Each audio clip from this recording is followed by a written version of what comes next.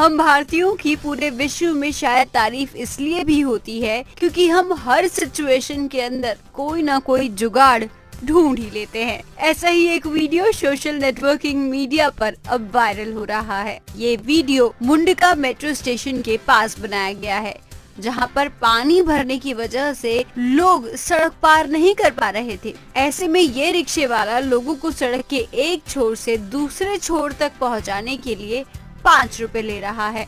जनता की जरूरत कम पैसे में पूरा कर ये रिक्शे वाला खूब मुनाफा कमा रहा है और मुनाफा कमाने का ये तरीका सोशल नेटवर्किंग मीडिया पर वायरल भी हो रहा है। हालांकि इस वीडियो को देखने के बाद दिल्ली में बारिश के बाद हो रही वाटर लॉगिंग की समस्या का सवाल एक बार फिर सर उठाकर खड़ा हो गया है, जिसका जवाब न पिछली सरकारों के पास था और न ही इस सरकार के पास है।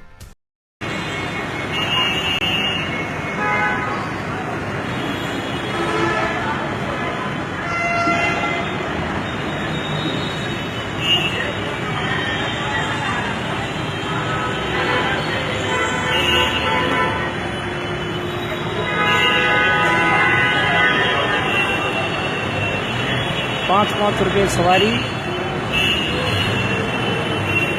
Mundka metro station Delhi.